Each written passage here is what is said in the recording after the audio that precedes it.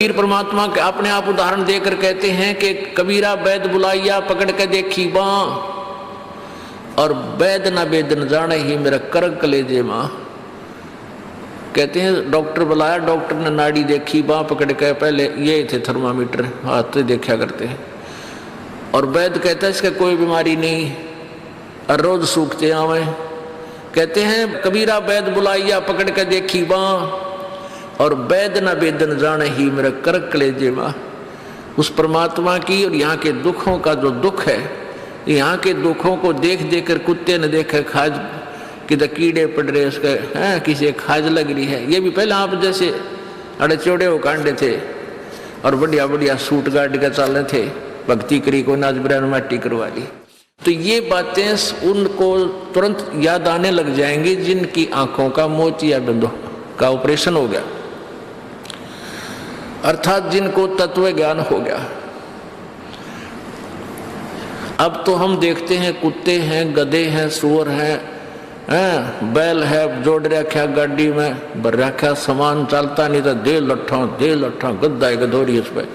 तो हमने सोचा ये तो ऐसे बनते रहेंगे और हम ऐसे ही मनुष्य बने रहेंगे। काल ने ऐसी बुद्धि भ्रष्ट कर रखी हमारी, क्योंकि ज्ञान है नहीं। ज्ञान हो तो हम ये नहीं सोच सकते, क्योंकि यहाँ तो प्रत्येक प्राणी का अपना किया कर्म इसको मिलेगा। आज मनुष्य है, भक्ति ठीक की नहीं तो अगली योनियों अन्य प्राणियों की योनियों में जाएगा ही जाएगा। तो फिर ये बातें, यहाँ का यो कष्ट, किसी की किसी का हाथ कट रहा, किसी की टांग कट गई, कोई अंधा हो रहा, किसी का बेटा मर गया, किसी की बेटी मर गई, एक परिवार में दो तीन दिन इकट्ठे मृत्यु हो रही है। अब उस परिवार के स्थान पर आप अपने को सोच कर देखो जो जश्न मनाने की तैयारी में है, तो फिर ये बकवादें अब पलट जाएंगी। 90% जो हम वेस्ट करते हैं अपना समय इस पेट के लिए और इस संसारिक इन बकवादों को जोड़ने के लिए, ये 90% अपने आप शांत हो जाएगी। ना दहेज लेंगे ना देंगे। किसी के 2 कन्या हो जाती है, उसको नींद आनी बंद हो जाती है। ऐसा हमने अपने आप एक मकड़ी वाला जाल फैला के आप फंस बैठे उसमें दहेज के चक्कर में, क्योंकि हमें ज्ञान नहीं। हम किसी से आज पैसा लेते हैं, अगले जन्म में वो पैसा वापस देना पड़ेगा। किसी ने मान ले किसी को दबाव देकर दहेज का पैसा ले लिया, या वैसे 2 नंबर के काम करते ले लिया, लेकर दिया नहीं, अगले जन्म में वो पूरा करना पड़ेगा। किसी का गधा बनकर देना पड़ेगा, किसी का भैंस बनकर देना पड़ेगा, और या फिर अगले जन्म में वो दामाद बनकर ले जाएगा जिसको आज तुम दामाद बनकर ले रहे हो। तो इस पंगे में अनजान व्यक्ति दिया करे। परमात्मा ने जो आपको देना है वही देना है, आपके प्रारब्ध में लिख रखा है। उसमें आप अगर फेरबदल करने की चेष्टा करोगे दूना दुख उठाओगे। फेर बदल भी परमात्मा ही कर सकता है। शास्त्र विद अनुसार साधना करने से आपके भाग्य में ना होगा वो पुण्य, और परमात्मा करवा कर या अपने कोटे से देकर आपको यहाँ होटल वाली सुविधाएं अवश्य देगा, पर अधिक नहीं मांगनी चाहिए। तो ऐसे नानक साहब जी से किसी ने प्रश्न किया, क्योंकि नए नए भक्त बहुत जाते रहते हैं। कहते हैं हे गुरुदेव, हे परमात्मा, आप हमें कभी खुश नजर नहीं आते, आप खोए खोए से रहते हो। तो नानक साहब जी कहते हैं भाई क्या बताऊं। कहते हैं ना जाने काल की कर डारे, और किस विध ढल जा पासावे, और जिनाते सरते मौत खुड़क दी उनानू केड़ा हासावे। कि 1 सेकंड का पता नहीं यहाँ के बिजली गिर जा और कहाँ गिर जा। जैसे सन 2000 की बात है, पूरा भारतवर्ष गणतंत्र दिवस 26 जनवरी मना रहा था। उधर से गुजरात के अंदर एक जबरदस्त भूकंप आ गया। लाखों व्यक्ति अपने ही मकानों के नीचे जो 3-3, 4-4 मंजिल के सारा जीवन पीढ़ी 2 पीढ़ी लाग कर बनाकर उसमें जश्न मना रहे थे, उन्हीं के नीचे दब के और लाखों व्यक्ति मर गए। सुबह सुबह का समय, छुट्टी का दिन, और सारे घर में सेट थे। काल ने किसा दाव लगाया। तो यहाँ परमात्मा कहते तुम तो बालक हो, बालक कति डरते नहीं जरा से भी। डर जब हो जब आपको ज्ञान हो, और ज्ञान हो सत्संग से। सत्संग मान का समय नहीं कि तो और बकवाद हो रही हो, देख लो दुनिया इकट्ठी हो जा।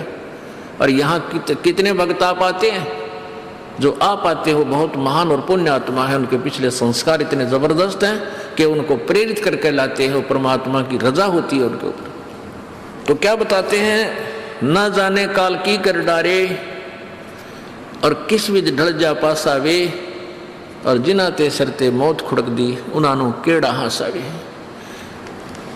अब फिर पूछते हैं क्या प्रभु आप सदा ऐसे ही रहते हो? प्रश्न किया किसी ने नानक जी से। नानक साहब ने कहा कि भाई मुझे भी खुशी होती है, लेकिन वो खुशी हम ऐसे प्रकट नहीं करते जैसे अनजान लोग करते हैं, नाचे कूदो या हा हा हा दांदरे कर दे। नहीं, अंदर ही होता रहता हमारे जो कुछ होता है। कहते हैं साध मिले साड़ी शादी होंदी, साध मिले साड़ा शादी होंदी, और विछड़ जा दिलगिरी वे, अखदे नानक सुनो जहाना मुश्किल हाल फकीरी वे। कि तुम भक्तजन जब आते हो मेरे पास सत्संग सुनने के लिए, और जो उपदेश ले चुके हैं, और फिर वो सारे के सारे रह रह कर मेरे पास आ रहे हैं, तो मुझे बहुत खुशी होती है। उस दिन हमारे विवाह होता है, शादी होती है, समागम होता है, चहल पहल होती है। और जब तुम चले जाते हो, विछड़ जाए दिलगिरी वे, तुम चले जाते हो जब मुझे दुख होता है। क्यों होता है कि तुम काल के उसमें पहुंच चले जाते हो, क्योंकि भक्त कम होते हैं और काल प्रेरित व्यक्ति ज्यादा होते हैं। मुझे ये डर लगा रहता है कि कहीं ये भोली आत्मा उन काल के दूतों का ना फंस जा और उनकी बातों में आके भक्ति ना छोड़ दे, इनकी दुर्गति ना हो जा। जब तुम ठीक ठाक वापस आ जाते हो सभी, तो मेरी आत्मा खुश होती है। उस दिन मेरी खुशी का कोई ठिकाना नहीं होता, लेकिन वो होती है अंदर ही अंदर, लोग दिखावा नहीं होता। साध मिले साड़ शादी होंदी, और विछड़ जा दिलगिरी वे, अखदे नानक सुनो जहाना मुश्किल हाल फकीरी वे। भाई कहते हैं भक्ति करना बहुत मुश्किल है।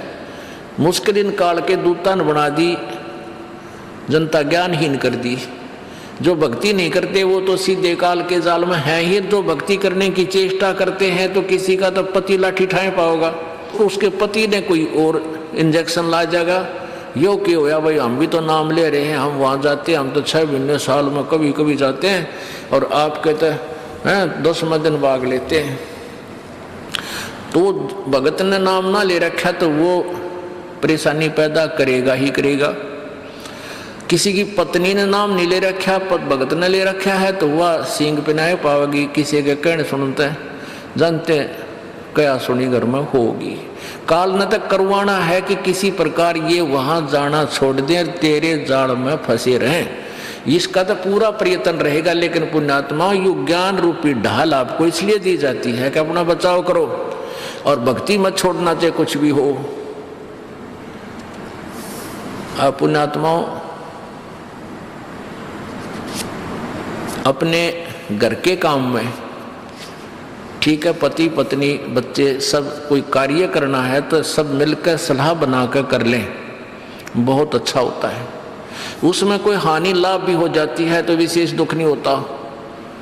उसमें अवश्य राय एक दूसरे की लेकर काम कर लेना चाहिए। और जब आता आत्म कल्याण का समय, उसमें किसी की राय की आवश्यकता नहीं। मान लीजिए आपने नाम लेना है और आपका पति नाट्य है, तो नाट्य जाएगा।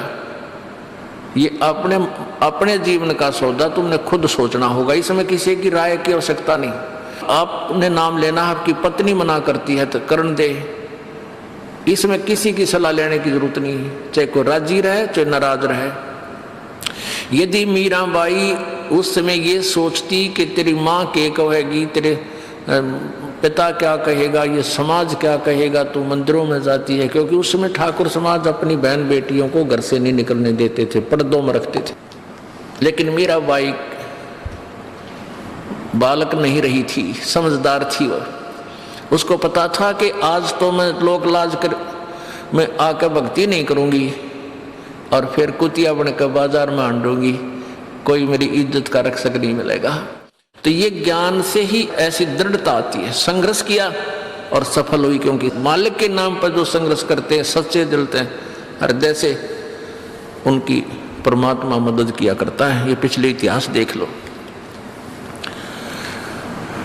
क्या बताते हैं?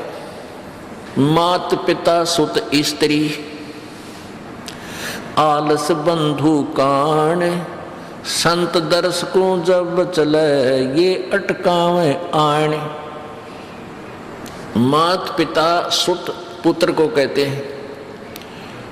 स्त्री जैसे कोई बालक हैं 15, 16, 10 वर्ष के, वो माता पिता के अधीन होते हैं। और बच्चे का समझ में आ गई और माता पिता मना करते हैं तो उनके अधीन है वो। और बच्चे जवान हो गए, बूढ़ा बूढ़ी अगर समझ में आ गई, फिर वो बालक बाधा करेंगे, वो रोकते टोकते हैं। तीसरा दिन चल पड़ते हो, किराया कितने डावा फलाना है, यानी कुछ ना कुछ बाधा कर सकते हैं।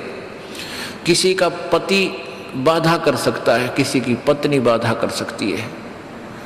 जब भक्ति की तरफ अग्रसर होता है या सत्संग में आने की तैयारी करता है। या फिर आलस बंधु कान, आलस माने आप ढीले गोडे छोड़ दे, फिर देखांगे इबका नहीं जाता, सर्दी घनी है, गर्मी घनी है। और या बंधु कान, लोक लाज, इनके कारण ये है भक्ति में बाधक। अब क्या बताते हैं परमात्मा? मात पिता सुत स्त्री आलस बंधु कान, संत दर्श को जब चले ये अटकावे आण। इनका अटकाया अटके नहीं, और संत दर्श को जाए, कह कबीर सो संत है आवागमन नसावे। इनका अटकाया अटके नहीं, और संत दर्श को जाए यानी सत्संग में अवश्य जावे, कह कबीर सो संत है आवागमन नसाए, उसका कल्याण हो। आज मीराबाई जी का कितनी श्रद्धा और आदर के साथ नाम लिया जाता है। और यदि वो उसी तरह की क्रियाएं करती जो उस समय की बहन बेटियां लोक लाज में फंसका अपना जीवन बर्बाद करगी, आज वो कुतिया बनी आंडे। परमात्मा कहते नकबे सर नकबे बनी वह पैर थी हार हमेल, और सुंदरी से वह कुतिया बनी सुन साहिब के खेल। बीबी पड़दा रहे थी डोडी लगे थी बार, अब गातु गाड़े फिरती है वो बन कुतिया बाजार। वो पर्दे की सुंदरी सुनो संदेशा मोर, इब गातु गाड़े फिरती है वो करें सराय शोर। अब जो डोडी पर्दे जिनका लग गया करते, पर्दे में रहा करती थी, जो अपने आप को ऊंच घरों की बेटियां बहू कहा करती थी, उनका सत्संग की छीट लगी नहीं, करते बाहर निकली नहीं। पूर्व जन्म की पुण्यात्मा थी, उनको कोई रानी बन गई, कोई महारानी बन गई, कोई अच्छे घर में इस मायाधारी मस्करिया का जन्म हो गया। और वो भगवान से दूर रहने के कारण फिर अगले जन्म में कुतिया की योनि पाती है। तब तो पर्दों में रहती थी, उंगली भी ना दिखने देती, किसी बाहर कहीं हमारी बेइज्जती ना हो जा, मेरी पत्नी जो है सत्संग में चलेगी तो इज्जत का नाश हो जाएगा। और वह इज्जत फिर उगाड़ी आंडा है कुतिया बनकर। कहते नकबे सर नकबा बनी पैर थी हार हमेल, 1-1 लाख के गहने पहरा करती, आज वो सुंदरी से कुतिया बनी, देख साहिब के खेल। तो पुण्यात्मा ये इन बातों से डर लगना चाहिए। इन बातों से डर लगने लगेगा, मालिक में रुचि बनेगी और भजन करने को दिल करेगा। और ये लोग दिखावा जो ड्रामा है, नाचा कूदी, ये बकवाद मन में आवे को नहीं। ये कहने की आवश्यकता नहीं पड़ा, दास ने कैसा मत करियो। हाँ कहना तो पड़ता है एक बार बालक को, कुछ दिनों के बाद फिर आपकी रुचि ना बढ़े। इतना तो इस दास को विश्वास हो गया है कि परमात्मा के बच्चे भगवान को पहचानने लग गए, क्योंकि अब शिक्षित समाज है। आपको नाम दिया जाता है, नाम देने से पहले सब नियमों से परिचित कराया जाता है। और हमने ये पुस्तक बनाई है भक्ति सौदागर को संदेश। इसके प्रथम अध्याय में ही हमने नियमों का पूरा विस्तार से विवरण दिया है कि कोई भी पुण्यात्मा इस आश्रम की तरफ आएगा तो पहले तैयार होकर आवे। पहले क्या होता था कि भक्तजन समझाते थे नाम ले लो तुम्हारा कल्याण हो जाएगा, बड़े सुख होते हैं, यहाँ आ जाते थे उपदेश लेने।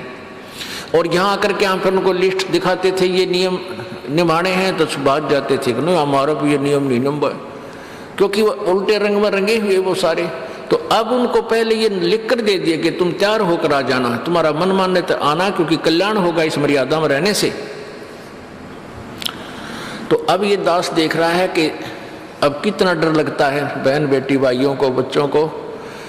अब वो कहीं, क्योंकि समाज हमारा जो है सारा का सारा समाज काल प्रेरित है, उन्हीं क्रियाओं को कर रहा है जो ना करने वाली होती हैं। और हमारा भक्त एक घर में एक व्यक्ति ने नाम ले लिया और 5-6 व्यक्ति वो सारे शास्त्र विरुद्ध साधक हैं, तो उनके साथ संघर्ष बनता है बेचारे का जा करके।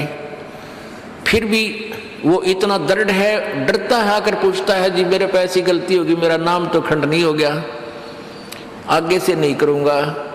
तो कहने का भाव ये है कि पहचानने लग गए तुम परमात्मा को और संघर्ष करना सीख गए, आप सफल होगे, देख लेना एक दिन। ये नाखून पालिश लगाते हैं, ओठों पर इसी बूंदी शक्ल बना लेते हैं, लाल वो लगा कर लिपस्टिक, इतना बेहुदी शक्ल बन जाती है। कहते हैं अब ऐसी मर्यादा बन गई, बहन बेटियां कहते कि हम ऑफिस में जाते हैं तो ये लिपस्टिक वगैरह नहीं लगाते, नेल पेंट नहीं लगाते, तो क्या कहते हैं उस दूसरे कि तुम्हारे घर में कोई मर गया क्या? अरे थारा गजब भैया, ये बकवाद करने तो सारे जी जाओगे तुम, अकल खत्म होगी। यानी एक मर्यादा बन गई, जो ऐसे उल्टे काम ना करे उसने हे समझन लागे। निरंजन धन तेरा दरबार जहाँ तनिक नहीं न्याय विचार, सारे उल्टे काम मरा जी रहे। लेकिन हमारी बेटियां अब संघर्ष करती हैं कि हाँ उनको ज्ञान हो गया, वो तो बालक हैं, कुछ भी कह सकती हैं। तो अब हम सबको बताते हैं ये ऐसा नहीं करना, क्योंकि पहले हमारा ज्ञान गांव में ज़्यादा चला था। इस दास ने गांव में जाकर प्रचार किया, तो वहाँ तो ये था कोई ना लिपस्टिक का फंड था, ना कोई नाखून पालिश लाया करती, मेहंदी मुंदी ला लेती, तो यार वो भी मना कर दिया हमने, समझा दिया कि इसका कोई फायदा नहीं है, अपना भक्ति करो। तो वो तो सब एक साधारण सी बात ही छोड़ छाड़ दी। अब शहरों में फैल गया परमात्मा का जो ज्ञान है। अब शहरों से जो बेटियां आती हैं वो सारे तो नाखुना निशी बुरे हाल तो सनाए पाओगी। और इधर बिहार में तो और बेगन हो रहा है, कति बुढ़ी बालक सारे लाल ये नाखुना न कति नो कुसुती तरह पेंट करके लाओगे, नो चमकान दे। अब इनको समझाना पड़ता है कि ये नहीं करोगे तो मान जाते हैं कि नहीं आगे नहीं करेंगे हम, तो इनकी आवश्यकता भी क्या है? भगवान ने तो कितने सुंदर नाखून पहले बना के दे रखे, इन पर क्या फायदा और बकवाद करने की? तो मालिक ने जो अंग दे रखे हैं वो बहुत अच्छे बना के दे रखे हैं, इसमें हमको फेरबदल करें ही हमारी वो लोग दिखावा मेकअप है, इसकी हमें आवश्यकता नहीं। अब तो हम आपको बता रहे हैं, समझा रहे हैं पहली बार, फिर आप पे सियाने हो जाओगे, आपकी अब पर रुचि ना करे। जैसे नानक साहब कहते हैं, ना जाने काल की कर डारे किस विध डल जा पास आवे, जिना के सरते मौत खड़क दी उन्होंने के डांस आवे। अब प्रसंग था कि साध मिले साड़ी शादी होंगी और विछड़ जा दिलगिरी वे, अख दे नानक सुनो जहाना ये मुश्किल हाल फकीरी वे। तो नानक साहब क्या बताते थे कि तुम जाते हो यहाँ से सत्संग सुनकर, और वहाँ आप ऐसे समाज में जाते हो जो सब काल प्रेरित होकर के वो साधनाएं, वो क्रियाएं, वो ड्रामाबाजी करता है, जिससे मुझे डर लगा रहता है कि कहीं आपकी क्रियाएं भंग ना हो जाएं और आप काल के मुंह में चले जाओ। जब तुम वापस आ जाते हो तो मुझे बहुत खुशी होती है कि परमात्मा के बच्चे काल के जाल से बचे हुए, तो उस दिन खुश होता हूं मैं। और तुम चले जाते हो तो मेरी एक तो वो ज्ञान के यहाँ काल का लोक है, ना जाने कब जाना पड़ जावे, इस कारण से डर से अपनी भक्ति करता रहता हूं। और एक तुम्हारी भी चिंता खाती रहती है कि कहीं काल के जाल में ये बालक फिर ना फंस जाएं। तुम वापस आ जाते हो एज इट इज, तो फिर मेरी खुशी का ठिकाना नहीं रहता। साध मिले साड़ी शादी होंगी, साध यानी साधु संत, ये भक्त आप साध हो, साधु माने जो साधना कर रहा है, और साधु सोए जो सीधा चाल है, यानी जो और लोग दिखावा बकवाद नहीं करता, शराब मांस तम्बाकू नहीं पीता, और मेकअप वगैरह शरीर के वापस जरूरत नहीं। कहते पति भरता भावानी चोम चटक श्रृंगार, जो पति भरता यानी जिसने केवल अपने पति से ही लगा हुआ है, फिर उसने बकवाद करने की क्या आवश्यकता है? तो कहने का भाव यह है कि हम सच्चे ढंग से जब लगेंगे फिर हमने अब तो इच्छा ना हो किसी वस्तु की। परमात्मा कहते हैं इस काया का गर्व ना करियो के काला के गोरा रे, और बिना भजन इसका कुछ काम ना आवे, चाहे एतर छड़को चारों ओरा रे। ये शरीर क्या है, ये गोरा दिखा है चाहे काला किसी का, इसने थोड़ा सा छोल के देख लो, एक जैसा कोबाड़ सब में भरा पड़ा है। ये ऊपर पालिश का फर्क रखे, और इससे नाम अच्छा बूंदा मान लेते हैं। नहीं, ये चाहे काला है चाहे टेढ़ा बेढ़ा है, चाहे किसा है बूंदा काना लंगड़ा है, इसमें जब भक्ति कर गया वो सफल है, और इस मेकअप में लग गया रहा वो असफल है, चाहे वो कितना सुंदर दिखता हो। तो पुण्यात्मा परमात्मा कहते ये मिट्टी है, इस मिट्टी से हमने लाभ उठाना है, इसे सोना बनाना है, भक्ति रूपी धन कमाना है, तो इसी से कमाया जाएगा। अब प्रसंग है कि झूठे सुख को सुख कहे, ये मान रहा मन मोद, ये सकल चबीना काल का, कुछ मुख में कुछ गोदी। अब परमात्मा आप बताओ, मैं आकर के बोली आत्मा हमें जगा रही है, हमने काल के कुएं की भांग पी रखी है, यहाँ की मान बढ़ाई और इस माया की। कबीर परमात्मा कहते हैं कबीर ये माया अटपटी या त्रिगुणमयी माया, ब्रह्मा विष्णु महेश के द्वारा जो हमारे अंदर प्रेरणा कर रखी है, त्रिगुणमयी माया के इसे बता रहे हैं। कबीर ये माया अटपटी सब घट आण अड़ी, किस किस को समझाऊं ये तो कुएं भांग पड़ी। अब किस किस ने समझावे, सब एक तरह की भांग पी के एक जैसे विचार, एक जैसे बोल, एक जैसा ज्ञान इन्होंने ग्रहण किया हुआ है, और ये दास सच्चा ज्ञान सुनाता है, इसका विरोध करते हैं, इसको जल्दी समझ नहीं पाते, क्योंकि इनको इस माया रूपी और अज्ञान रूपी भांग का नशा हो रहा है। तो परमात्मा कहते हैं कबीर ये माया अटपटी सब घट आण अड़ी, और किस किस न समझाऊं या तो कुएं भांग पड़ी, यानी सब ने एक जैसा ही ज्ञान ग्रहण करा, खैर सबके एक जैसे विचार हैं। अब झूठा सुख कौन सा है, इन कार कोठियों को हम अपना मानते हैं, संतान संपत्ति को अपना मानते हैं। इसका उदाहरण आपको दे दिया। परमात्मा कहते हैं राम नाम कड़ुआ लगे और मीठे लगे दाम, दुविधा में दोनों गए भाई, माया मिली ना राम।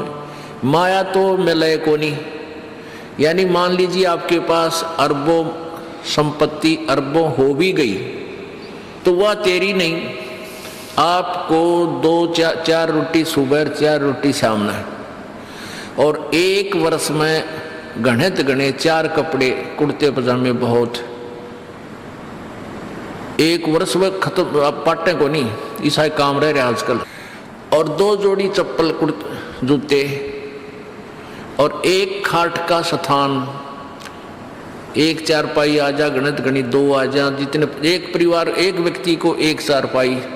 कहने का भाव यह कि ऐसा सीमित सा मकान, इतने की आवश्यकता आपको है, और बाकी पैसा आपके पास, उसने के शर्म में मारोगे, क्या करोगे उसका? अब या तो कि तो बकवादाम लावेगा, कि तो शराब पीवेगा, कि तो और कोठी खरीद कर गिर देगा, उस पर कोई कब्जा कर लेगा, फिर लट्ठम लट्ठा मुकदमे होंगे, या कोई ले लेगा रिश्तेदार या कोई मित्र बनकर फिर देखो ना, फिर खेचा तानी रात न नींद आवना, वह रखेगी बगन में पात्रे, वो माया तने जीर्ण नहीं दे। और माया तो परमात्मा कहते हैं इस जीव की सबसे बड़ी शत्रु है, जो भगवान से दूर करे। अभी झूठे सुख को सुख मान लिया, कार कोठी होगी, बढ़िया व्यापार बिजनेस या कोई नौकरी होगी, तो भगवान से 100 कोस दूर है वो प्राणी। कोई एक आध पुण्यात्मा इसे प्रेरणा होकर आ जाता, वो तो फॉर एग्जाम्पल होते हैं। तो परमात्मा कहते हैं इसे सुख का आग लगे जो भगवान से दूर करे। परमात्मा कहते हैं वो दुख अच्छा हमारे लिए जो परमात्मा के चरणों में हमें लगाए रखे। कबीर साहब कहते हैं सुख के माथे पत्थर पड़ो जिससे नाम देते जावे, और बलिहारी वो दुख जो पल पल नाम रटावे। कि हे परमात्मा इसे सुख की हमने जरूरत नहीं, जो भगवान से दूर करे। पत्थर पड़ो इसे सुख के ऊपर, और बलिहारी उस दुख के जो पल पल नाम रटावे। जैसे भक्त नाम ले रखा किसी ने और उसको कोई पीड़ा हो जाती है, चिंता शुरू हो जाती है उसको, हे भगवान कदे कैंसर ना हो जा, हे परमात्मा कोई और ऑपरेशन ना बन जा। तो वहाँ तक जाता है जहाँ डॉक्टर के पास, और भगवान याद रह कर आता है। और वहाँ जाकर डॉक्टर करता है अल्ट्रासाउंड और एक्सरे वगैरह करके बता देता है कि आपको वैसी कोई खास बीमारी नहीं है, नॉर्मल सी है, ये दवाई लो ठीक हो जाएगी। उसके बाद फिर परमात्मा के गुण कितने गाता है वो। जो भक्ति से दूर हैं वो तो भूल भाल जाते हैं, उनको तो परमात्मा याद आता है, कोई ना डॉक्टर दिखे। और पुण्यात्मा जो भक्ति करते हैं उनको डॉक्टर नहीं भगवान पहले दिखाई देता है। पुण्यात्मा, आपके प्रारब्ध में, आपके संस्कार में मृत्यु है और कैंसर से है, और वो होगी, नाम ले रखा आपने, और डॉक्टर ने भी डिक्लेयर कर दिया कि कैंसर है भाई। पीछे आपको उदाहरण दिया था, एक लड़का रोहतक से, इकलौता पुत्र, और 10 साल के बाद पुत्र प्राप्ति हुई, और उस लड़के का कान में कैंसर बता दी, PGIMS रोहतक तक। उन डॉक्टरों ने फाइनल कर दिया और उसका पूरा डाटा अपने मोबाइल में नोट कर लिया कि इसका ऑपरेशन करवा ले और दिल्ली ले जा, हम नहीं कर सकते। वो रोता हुआ यहाँ आए। अब क्या है कि ये काल बड़ा उस्ताद है, थोड़ा सा सुख होते ही भगवान ने भूलन लग जाए। वो 5 महीना में आए हमारे पास रोहतक से, जबकि आए महीने आना चाहिए था। 5 महीने में पता क्या भाई कितने दिन में आए, वो 5 महीने वाला गेला। हमें भी ज़्यादा खेता तानी करें भाई, इतना लेट क्यों हो गया, तो भगवान ने नहीं चाहिए तो फायदा क्या होगा। ये कुदरती है, जब इस महीने 2 महीने में आपके प्रेरणा नहीं उठी, लोर नहीं उठी आने की, तो फिर भक्ति कहाँ चल रही है आपकी। बंधन तोड़ कर आ जाओगे जिसके अंदर भक्ति चल रही है, चाहे कितनी दूर भी क्यों नहीं है इंसान। भारत में कोई दूर थोड़ा, कोई वीजा थोड़ा बनवाना है दोबारा आने के लिए, और वो भी नहीं आ पाते हैं, फिर भक्ति नहीं चल रही उनकी। तो फिर रो दोनों, और लड़का भी रो और उसकी पत्नी भी रो, उसका बाप भी, दोनों। वो लड़का छोटा ही था, 12-13 साल का। कहने लगे जी कैंसर बता दी, हमारा इकलौता पुत्र है। बुरा हाल मेरी नहीं सुने, रोए रो। बेटा बात सुनो, आप दोबारा चेक कराओ और पूरी श्रद्धा रखना मालिक में। आप दोबारा ऑपरेशन कराने से पहले चेक जरूर करा लेना, ऑपरेशन नहीं मना करता मैं, और ऑपरेशन भी मालिक की दया से सफल होया करे इसी बूंदी बीमारी का।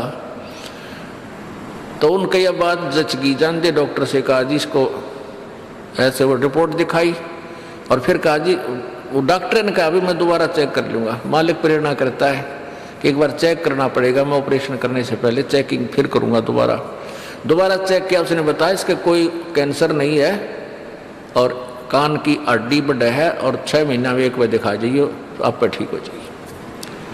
अब पुण्यात्माओं, अब उस परिवार को भगवान कितना प्यारा लगेगा, कितनी श्रद्धा बढ़ेगी।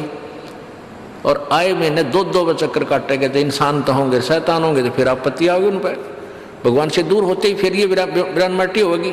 तो कहने का भाव ये है कि सुख के माथे पत्थर पड़ो जो ना मर देते जा, और बलिहारी उस दुख के जो पल पल नाम रटावे। संत शरण में आने से फिर आई टले बला, और जय मस्तक में सूड़ी होवा काटे में टल जा। ये मालिक की वाणी है, गलत नहीं हो सकती। इसका हम कितना लाभ उठा सकते हैं वो हमारी अपने अंतःकरण की जो है व्यवस्था के ऊपर डिपेंड करता है। हमारी कितनी भावना है, कितनी हमारी लगन है मालिक में। अब कुछ भक्त ऐसे भी आते हैं जी, हमें लाभ ना होया, पाठ भी करा लिया, जोत भी चढ़ा दी, और 3 बार आ लिया मैं, ईसा डिठोरा दिखाऊंगे, मेरा ऊपर जानो बहुत बड़ा, मुझे ही ज़्यादा आवश्यकता है, इसने कती नहीं। वो बेचारे बालक हैं, 1ली-2री कक्षा के, वो कुछ भी बोल सकते हैं, उनको ज्ञान ही नहीं। और ऐसे लाखों लोग हैं जिनको निरे सुख हो लिए। तो परमात्मा तो वही है, एक ही ट्रांसफार्मर में तो सबको कनेक्शन दे रखा है, और जिसके पंखे कूलर चल रहे हैं वो भी उसी लाइन से जुड़े हैं, और जिनके नहीं चल रहे हैं वो भी उसी लाइन से जुड़े हैं। तो उनका कोई कनेक्शन डिफेक्टिव है, उसको फिर चेक कराएं, लाइट पावर वही है। कहते हैं सतगुरु के दरबार में कमी काहे की ना, अंसा मौज नहीं पावता तेरी चूक चाकरी में। कि इस परमात्मा के दरबार में किसी चीज की कमी नहीं। और परमात्मा आपको बताते हैं कि यदि तुझे लाभ नहीं मिल रहा तेरी चूक चाकरी में, आपके अंदर कोई श्रद्धा में कमी है, आपकी भावना में कमी है, या आपका कनेक्शन लूज है, आपका कनेक्शन कट ऑफ हो गया, वह पावर आ नहीं रही। इस परमात्मा कबीर जी के शब्द कोश में असंभव शब्द नहीं है। इस कबीर परमेश्वर की डिक्शनरी में इम्पॉसिबल वर्ड नहीं है, ये वो भगवान है। और फिर भी हम इससे लाभ नहीं प्राप्त कर पा रहे हैं, तो हमारी कोई क्रियाओं में, हमारी भावनाओं में त्रुटि है। और जब तक देखो, सीधी सी बात है, हमने हैंडपंप से जल लेना है तो पात्र को नीचे ही रखना पड़ेगा। तो सतगुरु के दरबार में आके आपको अधीन होना ही पड़ेगा। अधीन हुए बिना भगवान मदद नहीं करेगा। रावण ने भक्ति भी की, लेकिन उसमें अधीन्य की कमी थी, और अधीन्य की कमी उसको लेकर डूबेगी। नहीं, रावण जैसी भक्ति कोई 7 जन्म नहीं कर सकता, कितना साधक बन जाओ। जब परमात्मा के नाम पर यहां से काट कचड़ा देना अगले समर्पण, तो कहने का भाव ये है कि और फिर उसके अंदर जैसा किया वैसा फल उसको मिलता रहा, लेकिन अधीन्य नहीं आई, फिर सारी करी कराई खो दी। तो इसलिए हमारे अंदर विनम्रता यानी सच्ची लगन, अंतःकरण में सत्यता, छल कपट नहीं रखे, माड़ी सी भी अपने सच्चे दरबार में आवे, गुरु जी के प्रति कोई विकार, यहाँ कर कोई भी दोष नहीं देखे। यदि आप किसी में दोष देख रहे हो, वो दोष आपके अंदर है। एक चोर के यहाँ कोई व्यक्ति डट गया रात में, रात चलता शरीफ व्यक्ति, तो वो चोर सारी रात जागता रहा कि कहीं ये रात ने उठ कर तेरे घर में गड़बड़ ना कर दिया, चोरी ना कर ले जा। और वो भला आदमी सामने सोया था, सवेरे उठा और सवेरे राम रमी करके चला गया, रात काटनी थी। अब वो दोष उस चोर में था कि कदे ये चोरी ना कर ले, रात ने तेरा सामान ना निकाल ले जा। और वो भला आदमी चैन सो रहा, उसको लेना नहीं देना। तो ऐसे ही एक घर में चोर आ गया, रात रात चलता व्यक्ति था, वो था चोर, डट गया किसी के घर पे। उस भले व्यक्ति ने वो चोर ना दिखाई दे था, क्योंकि उसमें दोष नहीं था। उसने अपने घर में उसको रोका, गर्मी सर्दियों के दिन थे, वहीं जहाँ आप सारा परिवार सो रहा था वहाँ सो गया।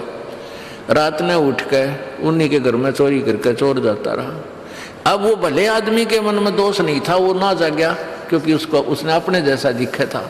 और वो भला आदमी उस चोर के घर डटया, तो उस चोर ने वो भला आदमी भी चोर दिखाई देता, वो दोष उसके अंदर है। तो इसी प्रकार आप किसी अन्य में कोई दोष देख रहे हो, वो आपके अंदर उससे अधिक मिलेगा। ये टटोल कर देख लेना। जब आपके अंदर कोई दोष है नहीं, तो आपको दूसरे में दिखे को ना।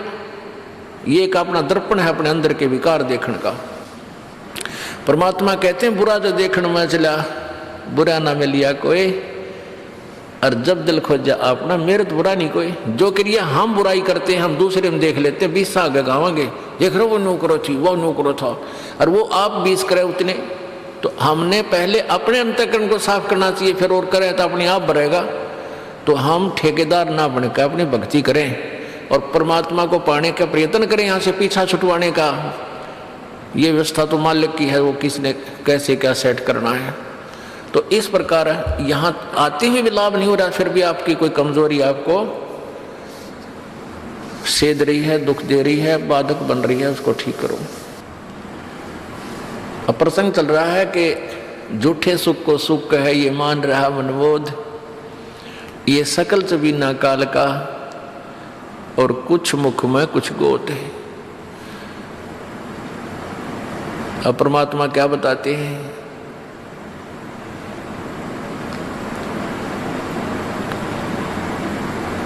कबीर कहाँ गर्बियो, कबीर कहाँ गर्बियो, ये देही देख सुरंगे, बिछड़ मिल नहीं जो काचड़ी भुजंगे।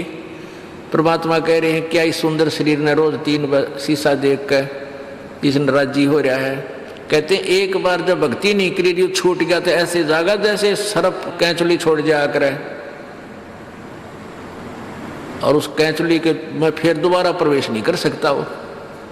ऐसे ही वो शरीर एक बार आपका छूट गया तो या पड़ी रह जाएगी आपके ऊपर का कवर, ये कुछ ना फिर इसने फूकेंगे माटी घेर कर उसमें शमशान घाट में दे लट्ठा और दे सिंगड़ गोंगे उसका मार फोड़ फूक फाक कर जब उड़द डगेंगे और तय इसमें फूला नहीं समानता। इससे लाभ उठाना है, चाहे किसा भी शरीर है आपका, वृद्ध है चाहे बालक है, जवान है चाहे किसा भी है, अभी आपको बताया था जैसा भी है, काला काला गोरा, अपनी भक्ति करो, पीछा छुटवा या माटी एक सी है सबकी।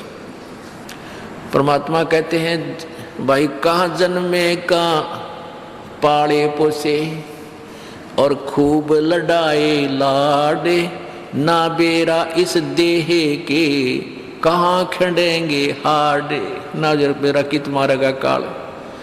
कबीर कहाँ गर्भियो ये काल गह करके से, ना बेरा कित मारेगा यो के घर के परदेश। कहते हैं के फूला फिर ऐसे छोटे से नकली सुख मान रहा तू, और काल जो है तेरे बाल पकड़ेगा। काल गह कर केश, कर माने हाथ, केस माने बाल, और ना बेरा कित मारेगा के घर के प्रदेश। अब आपने उस आंध्र प्रदेश के मुख्यमंत्री की स्थिति देखी, ने कहा रहे किसी जगह मारेगा काल की तो पानी पैनी अभी ना पावे, वहाँ पटका ठाके 3 दिन मत नो बेरा पट्टा उपड़िया कहाँ पर है। तो पुण्यात्माओं बात ये नहीं कि वो मर गए इस तरीके से, लेकिन जो थोड़े से जिनको हम बड़े व्यक्ति मानते हैं उनकी दुर्गति होती दिखे ना, जब ये मन पापी ठीक ठिकाना आ जाता है। आम आदमी तो रोजमर्रा है उसकी तो चिंता नहीं, मानते नहीं। इसे जो जिनको हम सुप्रीम पावर माना थे, मुख्यमंत्री बरानी के पाड़ मानते थे हम बिना ज्ञान में, और उसकी के दुर्गति हुई। कहते हैं जो भक्ति नहीं करता उनके ये विराट माटी होंगी, और जो परमात्मा का नाम लेता है उनके साथ ऐसा नहीं होगा, ये गारंटीड बात है। अगर इतना भी अंतर नहीं है फिर भगवान की आवश्यकता ही समाप्त हो जाती है। ध्रुव प्रहलाद मीराबाई के इतिहास देख लो, मीराबाई को विष पिलाया गया था, विष भी अमृत बन गया उस परमात्मा की भक्ति और शक्ति से। इसलिए पुण्यात्माओं आपको जो ये क्रिया कर रहे हैं आपका घनी काम आओगी। अब तो आपको ना इतना महसूस हो रहा है, लेकिन आने वाले समय में कहते हैं कल्पे कारण कौन है, कर सेवा अपनी काम और मन इच्छा फल देऊंगा जो पड़े मेरे ते काम। आपका मित्र है मुख्यमंत्री, आपका मित्र है प्रधानमंत्री, आपका एक्सीडेंट हो जाता है, एक्सीडेंट में मृत्यु हो जाती है, वो नहीं बचा सकता चाहे आपको कितना ही निकटतम है, वो स्वयं अपनी जान नहीं बचा सकता। तो वहाँ धनी का रोल शुरू हो जाता है, जहाँ परमात्मा का रोल शुरू होता है जो ऐसे स्थान पर आपकी रक्षा करेगा। तो हमने इन अन्य सहारों को त्याग कर परमात्मा का आसरा ही लेना चाहिए। जैसे द्रौपदी को नंगा किया जा रहा था, दुशासन उसका चीर पकड़ के उतारने को तैयार था, तो पहले तो उसके मन में ये था कि भीष्म पितामह, द्रोणाचार्य और कर्ण जैसे ये हमारे यहाँ पर वयोवृद्ध बैठे हैं, हमारे बुजुर्ग बैठे हैं, इनकी क्या हिम्मत है मुझे नंगी कर देंगे सभा में। सभा में पूरी हजारों की संख्या में आदमी बैठे और 500 पांडव बैठे वहां पर जुए में हार के द्रौपदी को।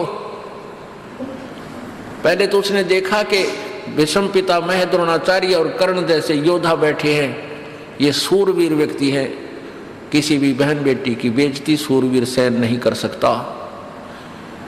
लेकिन वो उस दुष्ट दुर्योधन के मलिन अन्न को खाकर भीष्म पितामह, द्रोणाचार्य और कर्ण जैसों की भी बुद्धि भ्रष्ट हो गई थी, और वो भी बैठे बैठे देख रहे हैं, वो उसका नंगी करने के लिए तैयार है। तो उनके मन में कितना दोष होगा नालायकों के।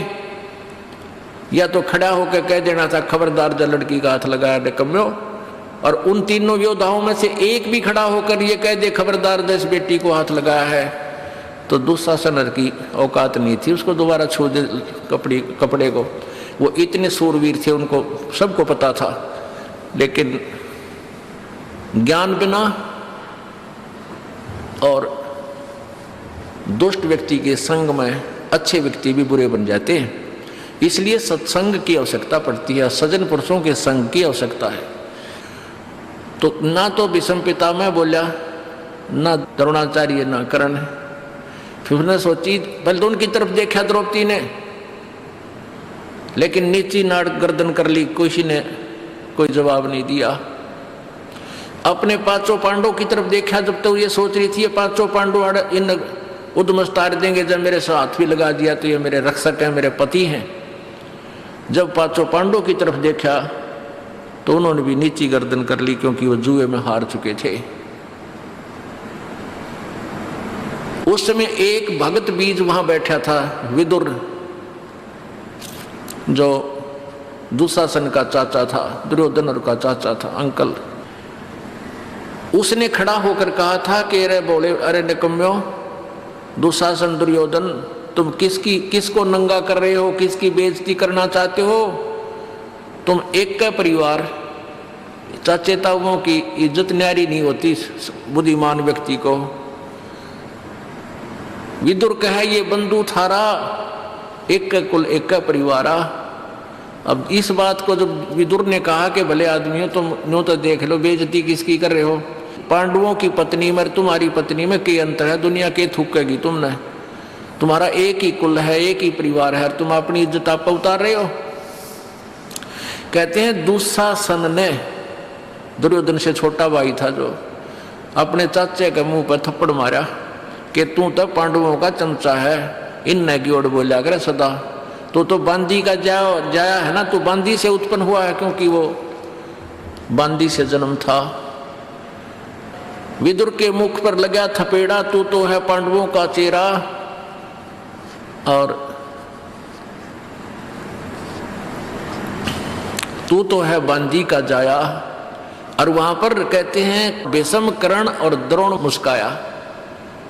अपने आत्माओं, इन विषम पितामह द्रोणाचार्य तो गुरु जी थे, और कर्ण भी बहुत गणमान्य व्यक्तियों में से समझदार, बुद्धिमान और दानी माना जाता था। कहते हैं इतना दान करता था, एक बार सोने के दांत थे, उसके दांत भी तोड़ कर दे दिए थे, इतना दानी था। पर ज्ञान बिना उस दान का के चाटा है? विवेक बिना इंसान नहीं रहता। तत्व ज्ञानहीन प्राणी चाहे कितना भी अच्छा दिखता हो, वो अच्छा रह ही नहीं सकता। परमात्मा का सहारा चाहिए।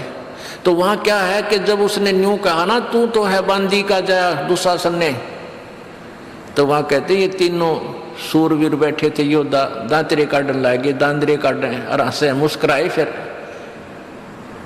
जब उसने अपने चाचे का थप्पड़ मारा और ये कहा तू तो है बांदी का जाया, तो भीष्म, द्रोण और कर्ण मुस्काया। जबकि उन्हें खड़ा हो गया, धमकाना चाहिए था, निकम्मे तने अपने चाचे पे हाथ ला दिया, तेरे जैसा दुष्ट नहीं। अपने बाप पर हाथ उठा दिया, चाचा पर हाथ उठा दिया, तो एक जैसी बात है। लेकिन वो हंस मुस्कुराए अंदर अंदर। अरे थरा गजब भैया। तो पुण्यात्माओं, या तो पंचायत में जावे नहीं, और जावे तो वहां निष्पक्ष बात करे, मानना चाहिए कोई मत मानने, खड़ा होकर कहे कि ये गलत, ऐसा है भाई, ऐसा नहीं है, कोई मानना ठीक से, नहीं तो उठ कर आ जाओ। वहां उस अन्याय को सहन नहीं करना चाहिए, देखना नहीं चाहिए, उसमें दोष लगता है। तो विदुर उसी समय उठकर बाहर आ गया जब उसकी बात नहीं चली, और जो कहनी थी वह सच्ची कह दी, उठ कर आ गया। तो एक था पंचायती उसमें। ये तो द्वापर की बात है, रीब के पंचायतिया का तो कहना है कि है, इब तो मुंह देखमा बात हो सारा। तो पुण्यात्मा, पुराने समय की बहुत सी कहानियां ऐसी हमने सुनने को मिली, जो पंचायती हुआ करते। गांव जैसा न्याय कहीं नहीं हो सकता अगर गांव का आदमी को सब बात का पूरा पता होता है कि किसकी क्या गलती है। एक लड़के ने किसी गरीब व्यक्ति की बहन बेटी को 19 21 कह दिया, एक मतलब नंबरदार के लड़के ने, बहुत पुरानी बात है। तो वो पंचायत कर ली, उसको पता नहीं था कि मेरे लड़के ने ऐसी गलती कर रखी है, और उसी को न्यायाधीश चुन दिया कि फैसला आपके हाथ में। फिर सारी कहानी बताई गई, लड़का भी बुला लिया, लड़की वाले भी बुला लिए। जब उसको पता चला कि मेरे इकलौते पुत्र था, उसने आज ऐसी गलती की है, तो उसके पास गन थी। उसी समय अपने पुत्र की तरफ निशाना साध दिया कि तो मेरा बेटा नहीं, मेरा दुश्मन है। तो जिसकी लड़की थी उसने उसको ऊपर को कर दिया, लड़के का नहीं लगने दिया, कि जब आप इतना दुख मान लिया तो हमारा न्याय हो गया। और ईब के है सांझ ने पंचायती, शाम ने कुछ बात करें, सवेरा घुटी ला के बदले पावे, ये पंचायत होगी। तो पुण्यात्माओं, उस लड़की वाले ने उस लड़के की जान बख्शती नहीं, वो खुद उसकी गोली से मारना चाहता था। शाहजहां मुसलमान था, वीर हकीकत राय और एक मुसलमान के बालक इकट्ठे पढ़ा करते, उनका आपस में कहा सुनी होगी। एक हकीकत राय ने उनकी फातिमा जी को गाली दे दी और उसने दुर्गा को गाली दे दी मुसलमान के लड़के ने। तो उसके शाहजहां के साले ने गलत बात बताकर राजा को सच्चाई से अपरिचित रखे और हकीकत जी को यानी मरवा दिया, उसको चढ़वा दिया, खत्म करवा दिया। जब शाहजहां को पता चला, अपने साले को तीर मार दिया था कि तू दुश्मन है, बालका की छोटी मोटी लड़ाई तने कोड कहानी बना दी नालायक।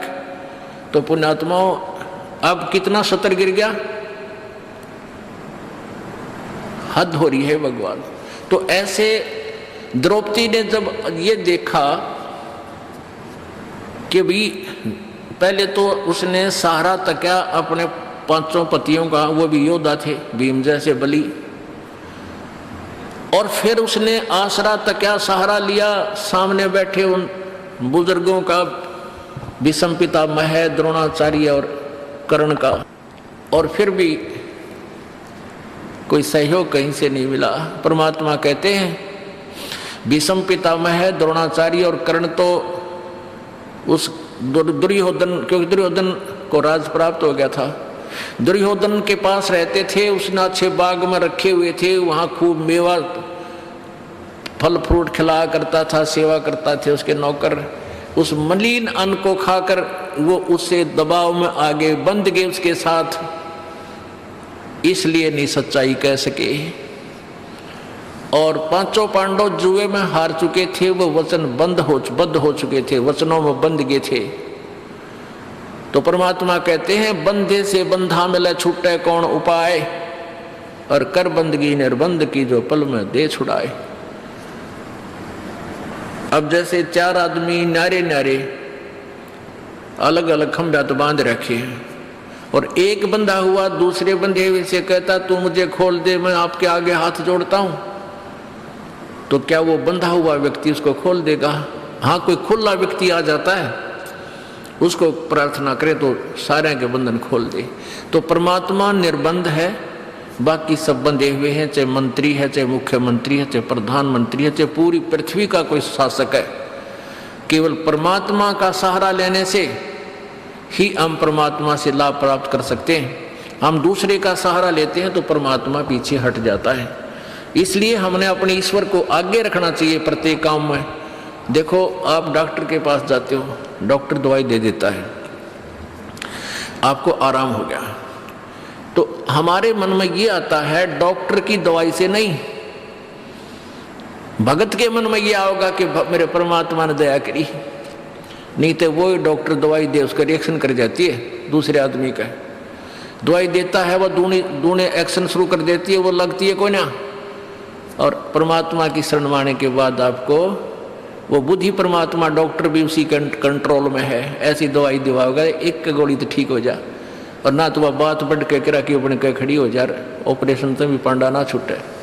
तो इस प्रकार कोई भी कार्य हमारा होता है, चाहे किसी से भी होता है, करे करावे साईं मन में लहर उठा, दादू सरदर जीव के अब बगल हो जा। आपके मन में भी नहीं आएगा कि इस व्यक्ति ने मेरा काम कर दिया। जब आप ज्ञान से परिचित हो जाओगे, आपको केवल परमात्मा ही याद आएगा, भगवान मेरे परमात्मा ने ऐसा किया, दाता आप बिना हो ही नहीं सकता था। तो करावे साईं मन में लहर उठा, करावे किससे थे, लेकिन हमारा काम भगवान बिना नहीं होगा, और होता भी नहीं। तो हम फिर पतिव्रता पद पर आ जाएंगे कि हमने भगवान के अतिरिक्त किसी में आस्था रहे को ना, और है भी ये सच्चाई।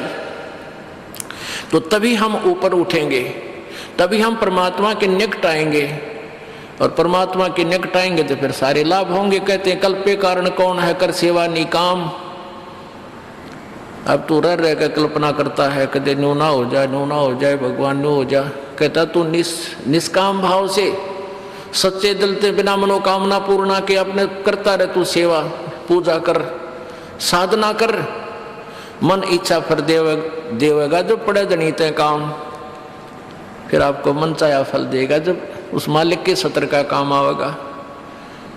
हम के मांगा, हाँ भैंस नहीं ना हुई है, आज दूध ना दिया, ठीक है गरीब आदमी ने इतना दुख बतेरा है यो भी, लेकिन आप भक्ति करो, जो मर्यादा हमने बता दी, इस नाम को जपते रहो।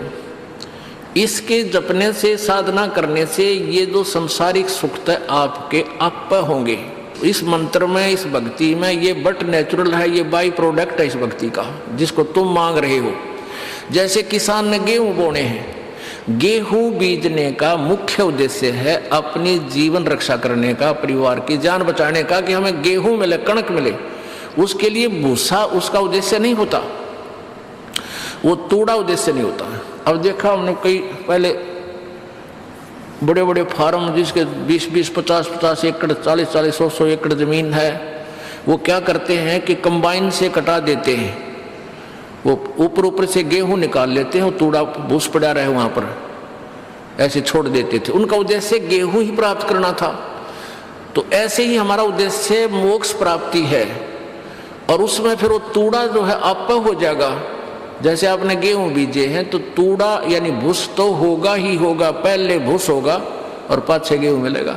तो आप यदि उद्देश्य मोक्ष ही मानकर यहाँ कार्य करोगे, भक्ति करोगे, तो यहाँ सांसारिक सुख तो आपको मिलेंगे ही मिलेंगे, ये तो हो ही नहीं सकता, ये बाई प्रोडक्ट है इस भक्ति का। और हम मांगने तूड़ा आवे हैं, हम डिमांड ही इसकी करते रहते हैं, यूँ हो जा यूँ हो जा। कोई नहीं, नए नए बच्चे आते हैं, उनको ज्ञान नहीं, उनको तो हम कहते बेटा होगा, और होगा ऐसी बात नहीं, क्योंकि आपके भाग्य में नहीं है वो वस्तु।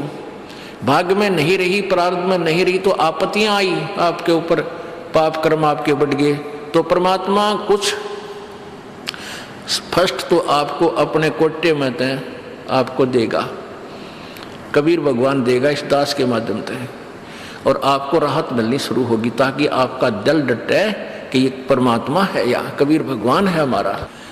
अब धर्मदास जी ने कबीर परमेश्वर जी से पूछा कि हे भगवान, कोई आप चमत्कार नहीं दिखाते? अब भोली भाली आत्मा शुरू में इसे प्रश्न किया करते हैं। परमात्मा बोले भाई संत चमत्कार नहीं दिखाया करते, वो तो बंडेलियां का काम हो है, जादूगरा का।